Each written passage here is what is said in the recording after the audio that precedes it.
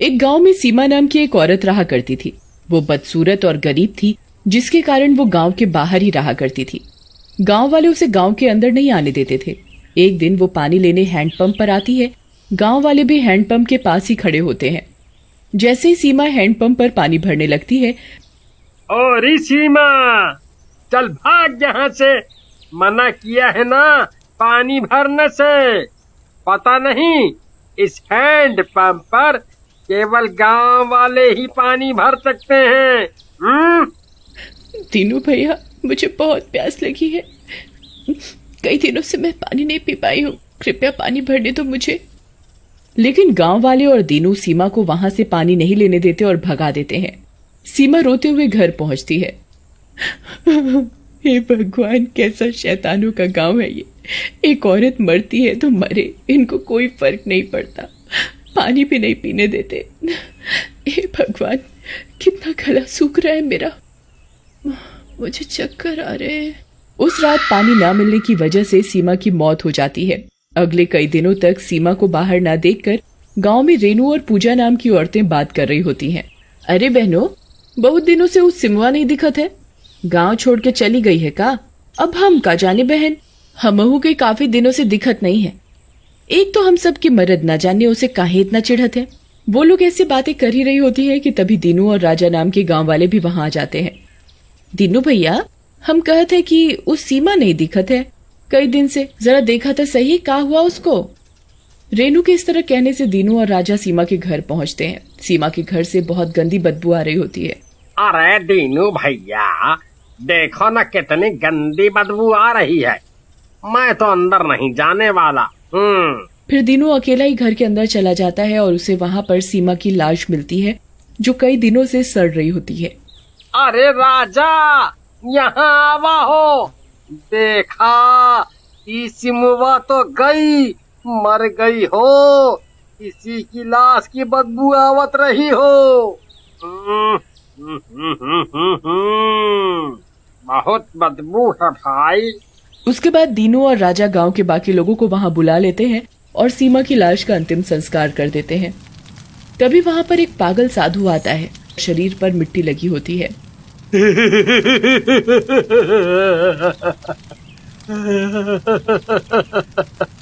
जलाओ,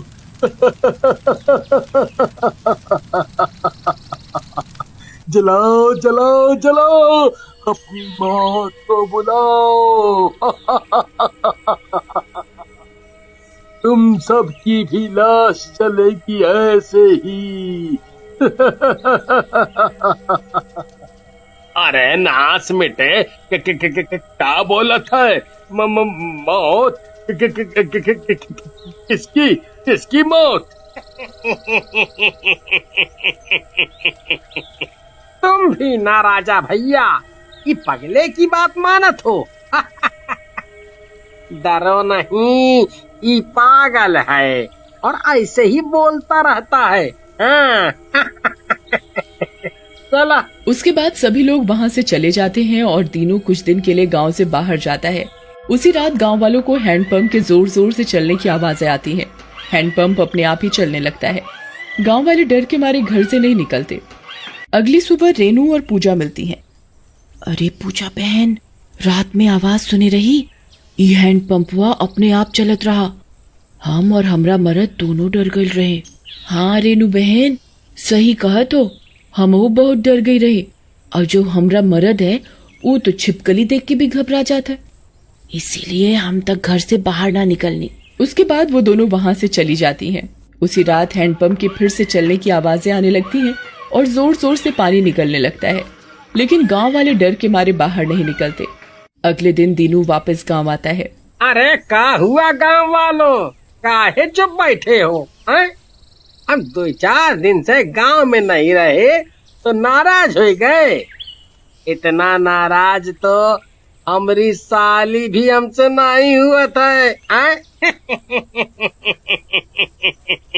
फिर गांव वाले दीनू को रात में हुई घटनाओं के बारे में बताते हैं। क्या तुम लोग भी? अरे ये सब कौनो मजाक कर रहा होगा। आजकल लोग नई नई तरीका की शैतानी करत हैं? अब हम आ गए हैं गांव में। देखते हैं कौन सा भूत प्रेत है, हैं? फिर रात में वही हैंडपंप चलने की आवाजें आने लगती हैं, लेकिन इस बार दीनू हैंडपंप के पास चला जाता है। वहाँ एक बहुत ही डरावनी चुड़ैल हैंडपंप चला रही होती है। उसे देखकर दीनू बहुत डर जाता है। कौन कौन कौन हो तुम, और यहाँ काहे से आई हो, हैं? बहुत कमजोर है तेरी याददाश्त, बहुत जल्दी भूल गया मुझे। आज मेरी प्यास बुझेगी। दीनू डर के मारे उसके पैर पकड़ लेता है। हमका माफ कर दे सीमा बहन, हमका माफ कर दे। हमसे बहुत गलती हो गई, बहुत बड़ी गलती हो गई। हमें माफ कर दे सीमा बहन, हमका माफ कर दे। लेकिन चुड़ैल उसकी एक बात नहीं सुनती और दीनू की गर्दन उखाड़कर उसका खून पीने लग जाती है। मजा आ गया। आज प्यास बुझी है मेरी, पूरे गांव का खून पी जाऊंगी। अगली सुबह रेनू और पूजा पानी भरने के लिए हैंडपंप पर आती हैं। हैंडपंप के चारों तरफ खून फैला होता है। अरे पूजा बहन, ई का है? यहाँ तो चारों तरफ खून फैला है। तभी वहां पर दीनू का दोस्त राजा आता है।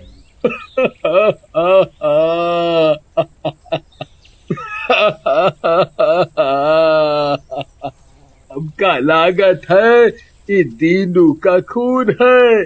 अब कल ही इसको समझावत रहे कि ज्यादा होशियार ना बनो, लेकिन हमारी बात नहीं सुने।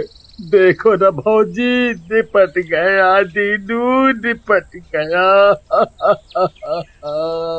सही कहा तो राजा भैया, लेकिन का कर सकत है। तभी उन्हें झाड़ियों में दीनू की सरकटी लाश मिलती है। उधर दीनू के मरने की खबर गांव में आग की तरह फैल जाती है। गांव वाले फैसला करते हैं कि कोई भी उस हैंडपंप पर नहीं जाएगा। उधर आधी रात होते ही हैंडपंप खुद ब खुद चलने लगता है। आज फिर कोई मुर्गा आ जाए तो मजा आ जाएगा। मेरी तो पार्टी ही हो जाएगी। लेकिन कोई भी गांव वाला बाहर नहीं निकलता। लगता है ये गांव वाले ज्यादा ही होशियार बन रहे हैं, बाहर नहीं आ रहे, लेकिन मैं इन्हें नहीं छोड़ूंगी। उधर गांव वाले दूसरे हैंडपंप से पानी लेने लगते हैं। न जाने कौन सी बला पीछे लग गई, इसके कारण तो जिंदगी नरक हुए जा रही है। सही कहा तो भौजी, देखो ना, इतना दूर से पानी लाए के पड़ रहा है। उसी रात राजा को प्यास लगती है और वो पानी लेने दूसरे वाले हैंडपंप पर जाता है। से पानी भर लाई, नहीं तो क्या पता उस ससुरी चुड़ैल यहाँ भी आ जाए।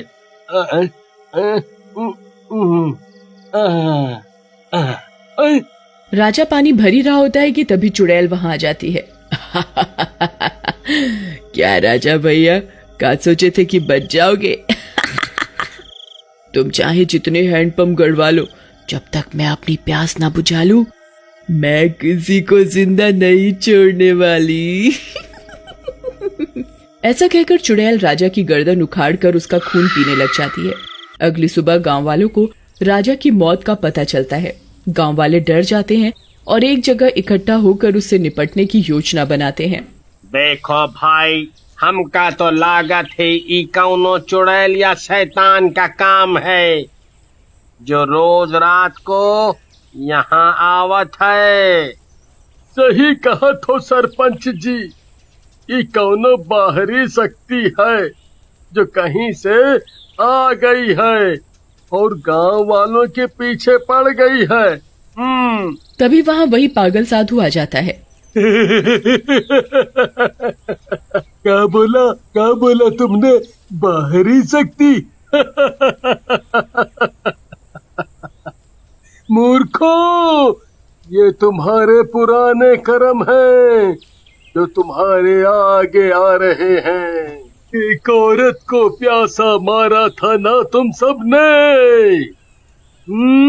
अब वो तुम सबको चुन चुन कर मार रही है, और इस बार पानी से नहीं, खून से प्यास बुझाएगी, खून से। क्या क्या क्या, क्या? क्या कहत हो बाबा? भला हम काहे को किसी को मारेंगे? बताओ ना, क्या बात है? क्या बात है बाबा, बताओ। फिर साधु सरपंच को सारी बात बताता है, जिसे सुनकर ये दीनू और राजा ने अच्छा तो नहीं किया सीमा के साथ, लेकिन हमें अब जान तो बचानी ही होगी अपनी और गांव वालों की। उधर रात में फिर से जोर जोर से हैंडपंप चलने लगता है, लेकिन इस बार सरपंच और साधु दोनों हैंडपंप पर जाते हैं। उन्हें कोई नहीं दिखता और हैंडपंप खुद चल रहा होता है। अच्छा, तो आज तुम दोनों आए हो मरने के लिए? आज मजा आ जाएगा, दो दो शिकार। चुड़ैल उन दोनों के पीछे खड़ी होती है। तभी साधु अपने हाथ से चुड़ैल के ऊपर गंगा जल डाल देता है। क्या बुड्ढे, तू क्या सोचता है इस पानी से मुझे कुछ होगा? मैं किसी को नहीं छोड़ूंगी। सीमा, गांव वालों को माफ कर दो। अब से हम किसी को नहीं रोकेंगे पानी पीने से। इस हैंडपंप से कोई भेदभाव नहीं होगा अब से इस गांव में। लेकिन मेरी प्यास का क्या? मैं तड़प रही हूँ। सीमा, इस पवित्र गंगा जल ने तो हर किसी की प्यास बुझाई है, तेरी भी बुझाएगा। पी ले इसे और मुक्त हो जा। सबको माफ कर दे बेटा, माफ कर दे। चुड़ैल गंगा जल पीती है और उसे शांति मिलती है। सबको माफ करके वो मुक्त हो जाती है।